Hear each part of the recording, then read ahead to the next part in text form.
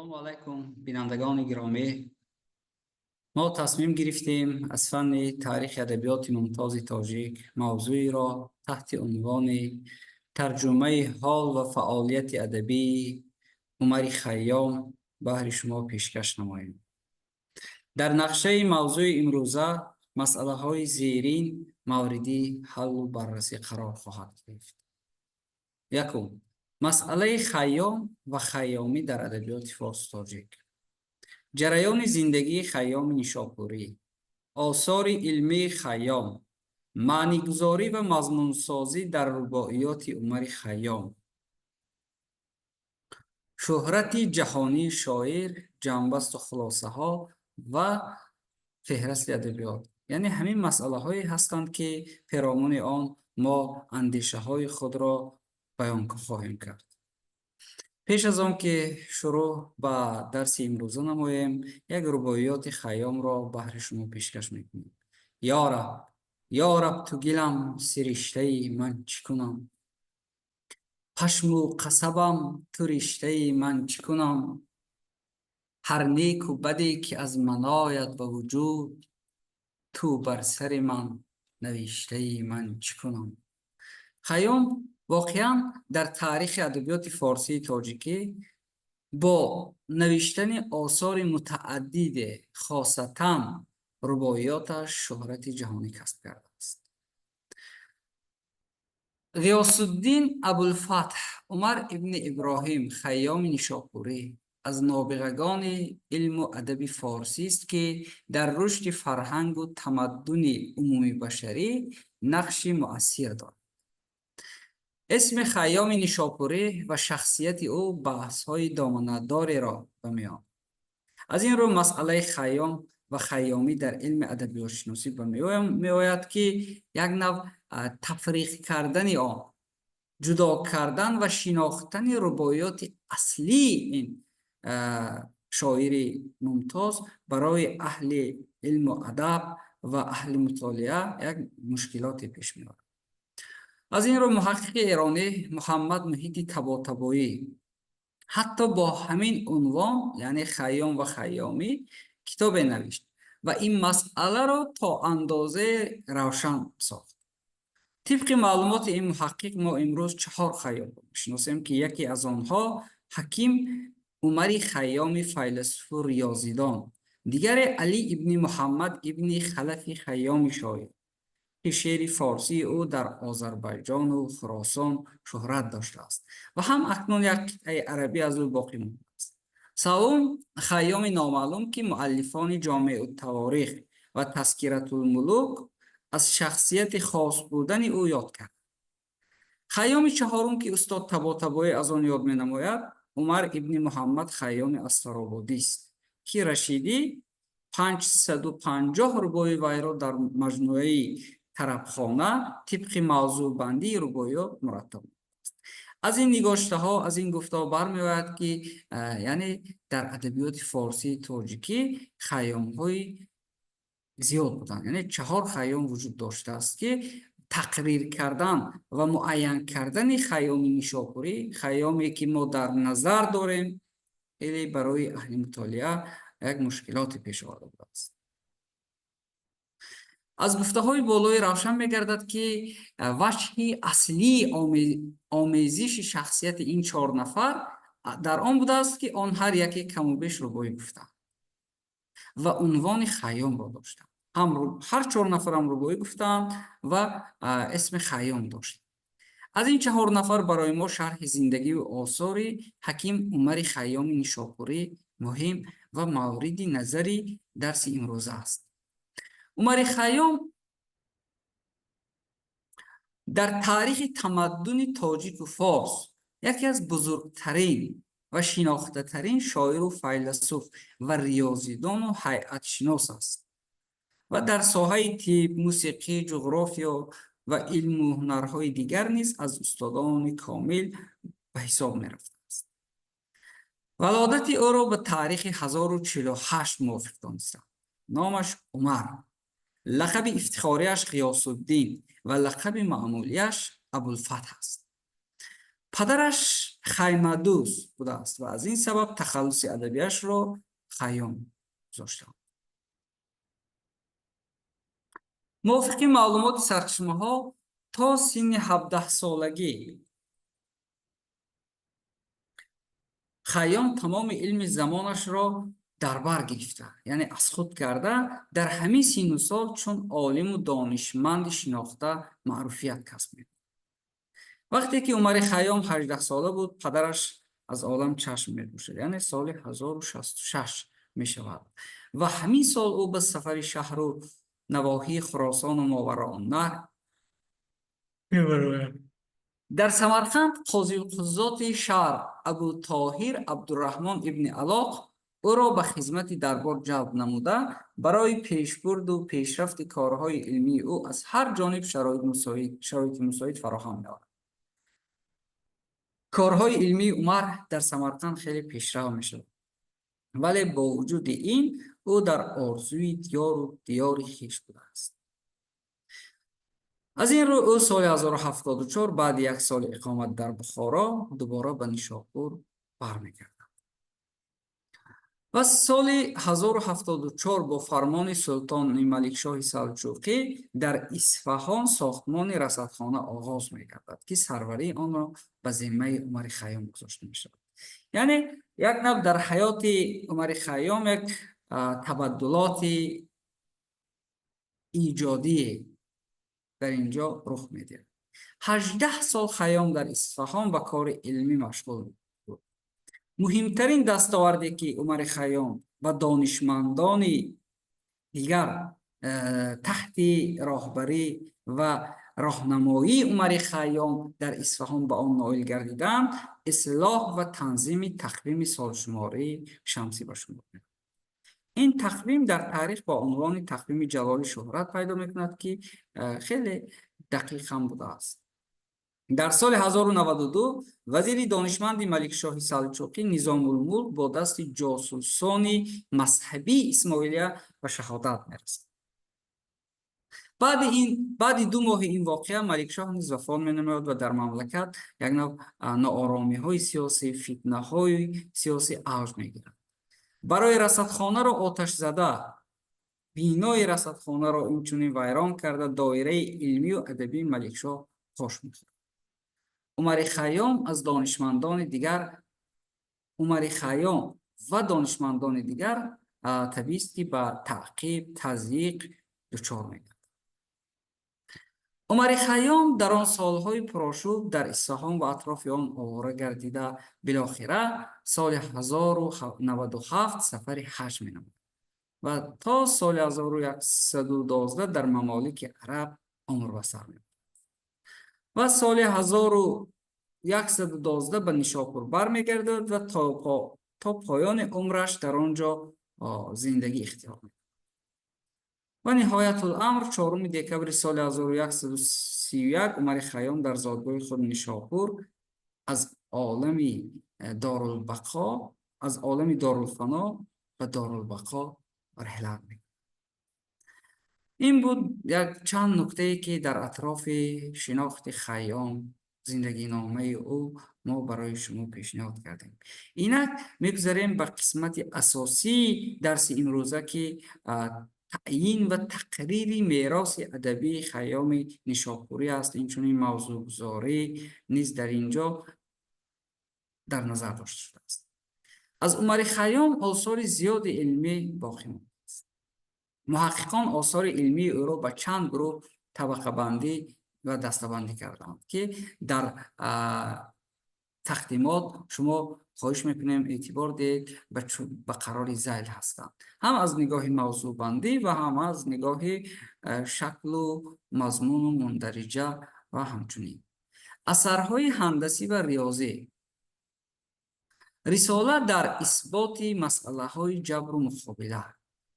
دوم، رساله در تحلیل یک مسئله با مبادله درجه سیوم. رساله در شرح مشکلات اقلیدوس. چهارم، مشکلات الحساب. این 4 اثری که ما ذکر کردیم تنها با علم‌های هندسه و ریاضی متعلق هستند. اینک در گروه B، یعنی که اثرهای فلسفی عمر خیام گردآوری کرده شده است و شما خواهش میکنیم که با تقدیمات امروز متوجه شوید. رساله در کلیات وجود، روشنی عقلی در اشیای علم کل، مختصری طبیات. یعنی این 3 اثری که اسمش در اینجا ذکر گردید به واسطه اثرهای فلسفی عمر خیام دانسته می شود. دیگر در زیرگروه و اثرها آید به نجوم یعنی آورده شده است، مثلا نزیچ ملک شاهی. گ اثرها آید به زمین شناسی و ماده های معدنی. رساله در معرفت طلا در جسم مرکب، میزان الحکم، فی کون و فی طب درباره طب و طبیعیات. اثرها درباره موسیقی و مردم شناسی، شرح مشکلات موسیقی، نوروزنامه، لوازم الامکینه و امثال اینها.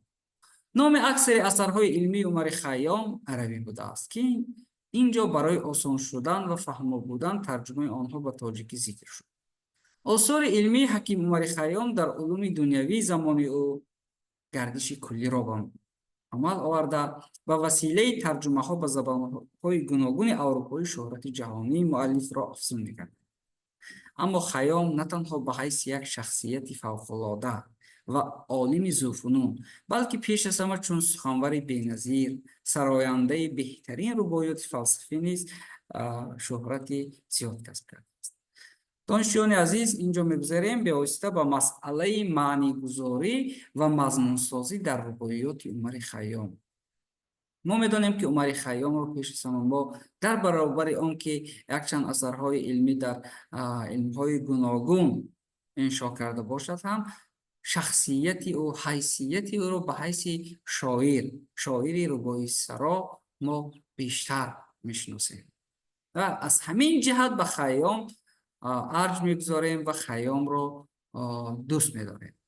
عمر خیام از زمره شخصیت‌های ادبیات تاجیک و فارس و نابغه عهد خویش بوده. با رباعیات شورانگیز و افکار رنگین خودش شهرت جهانی کسب کرده است. خیام همچون علامه زمان خود در جاده علم‌های دقیق و خاصه ستاره شناسی هم خیلی کامیاب گردیده. به این وسیله افکار فلسفی و جهانشناسی خویش را توسط ژانر رباعی خیلی دلرس و موجز ابراز داشته است. یعنی خیام که در زمان خود علوم رسمی زمانش را از خود میکند و در ریاضیات، هندسه، فلسفه، نجوم، موسیقی و اکثر علم‌های رسمی زمانش اثر تالیف میکند، البته همین دانش دنیوی و دینی او به واسطه بر رباعیاتش تأثیر بیشتر کرده است. او در اساس تجربه و دانش‌های همگانی خود در رباعیاتش معنی و مضامین آفریده است که تاکنون عقلها را تسخیر نموده، دلها را به شور می‌آورد و در شناخت این عالم 7 رنگ و پراسرار تکان در نهاد هر شخص جوینده به عمل می‌آورد. مثلا جای میگوید پیش از من و تو لیل و نهار بوده است، گردنده فلک بر سر کار بوده است، زینهار قدم به خاک آهسته نهی، کان مردمکی چشم نگار بوده است. انگیزه های معنی در رباعیات خیام پیش از همه به افکار فلسفی و درجه دنیاشناسی او وابستگی دارد. اغلبی رباعی های شاعر از جهت معنی و مسئله های آفرینش آدم و عالم و ماهیت زندگی امروز و فردا تخصیص دارند. در بعضی رباعی ها این موضوع با معمای مهم اشعار خیام تبدیل می. مثلا وقتی که او میگه اسرار ازل را نتو دانی و نمن، وین حرف معما نتو خوانی و نمن، هست از پس پرده گفتگوی من و تو، چون پرده برفته نتوانی بینی. یا خود در دیگر جا میگوید هرچند که رنگ و روی زیباست مرا، چون لاله رخو چو سرو بالاست مرا، معلوم نشد که در طربخانه خواب نقاش ازل بهر چه آراسته. ببینید چقدر روبایهایش یک نوع معنیهای بسیار بلند و بسیار دنیوی و دینی و آفرینش عالم و آدم را به خود در ضمن خود جای داده است. باعث ذکر است که محض همین افکار فلسفی و حکمت دنیاشناسی به رباعیات خیام نزاکت و عذوبت مخصوص بخشیده. مخلصان شاعر فیلسوف را تا به امروز سرمست دو جهان می‌گویند. خیام توسط رباعیات خود هر یک انسان صاحب معرفت را به شناخت خداوند عز و جل و قدرت بی‌نظیر و بی انتهای او دعوت می‌کند. مثلا میگویم سرگشته به چوگان خزا همچون گوی، سرگشته به چوگان خزا همچون گوی،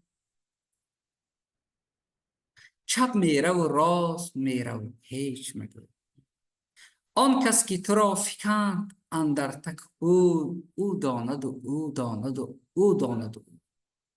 یعنی همه تقدیر ازل را، همه سرنوشت را از پیشانی دانستن، از خداوند دانستن را در این رباعی تلقین می‌کند. نمونه دیگر نقشی است که بر وجود ما ریخته ای، صد بوالعجبی ز ما برانگیخته ای، من زان به هزین نمیتوانم بودن کز بوته مرا بدین صفت ریخته.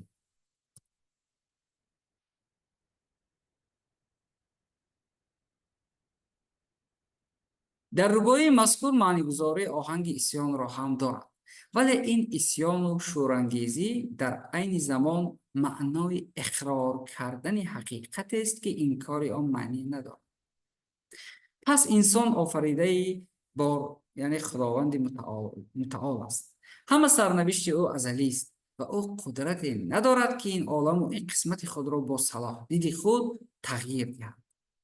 پس خیام تغییرات قسمت را تنها آرزو میکند و میگوید ای کاش که جای آرمیدن بودی، یا این ره دور را رسیدن بودی، کاش از پی 100,000 سال از دل خاک چون سبزه امیدی بردمیدن بود.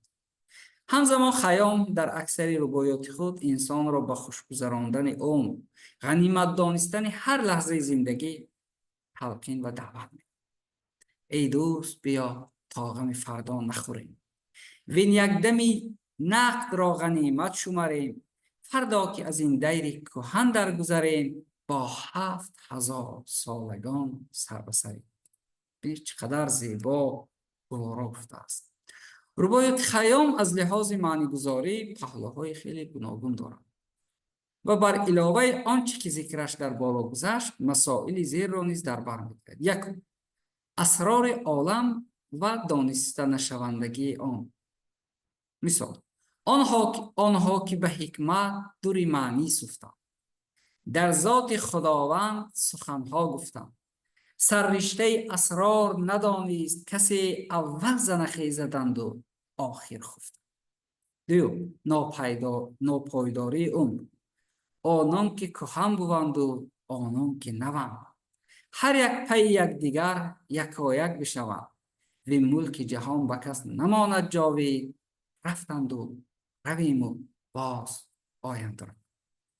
سیوم، آرزوی و آرمان، گر دست به لوحه قضا داشتمی، بر میل و مراد خویش بنگاشتمی، غم راز جهان یکسره برداشتمی و از شادی سر به چرخ افراشتمی. چهارم، نارضایی و افسوس و ندامت، ای چرخ شد خسیس را چیز دهی، گرمابه و آسیا و دهلیز دهی، آزاده به نان شب گروگان بنهد، باید که بران چنان فلک تیز دهی. تبدیل ماده از یک شکل به شکل دیگر، مسئله های فلسفی. لب بر لب کوزه بردم از غایت آس، تازو طلبم واسطه عمر دراز، لب بر لب من نهاد و برگفت به عرض، من همچو تو بودم دمی با من ساز. ازلی بودن تقدیر و سرنوشت، تا کی ز چراغ مسجد و دود کنیش، تا کی ز زیان دوزخ و سود بهشت. رو بر سر لوح بین که استاد قلم، اندر ازل آنچه بودنی بود نبشت. یا اینکه توصیف می و گذراندن عمر. می در اینجا به معنای عشق الهی می آید. زان می که شراب جاودانی است بخور، سرمایه عیش زندگانی است بخور. سوزنده چو آتش است لیکن غم را، برنده چو آب جاودانی است بخور. من دایره موضوع معانی در روایت عمر خیام دامنه‌دار بوده، پژوهش و آموزش خیلی دقیق را طلب می. مسئله مضمونسازی در روایت خیام نیز از پهلوهای مهم معرفت آثار شاعر به شمار می رود. در این جاده بیشتر به مقام سنت‌های بدیعی باید اعتبار داد، مخصوصا به موقع سنت تلمیح.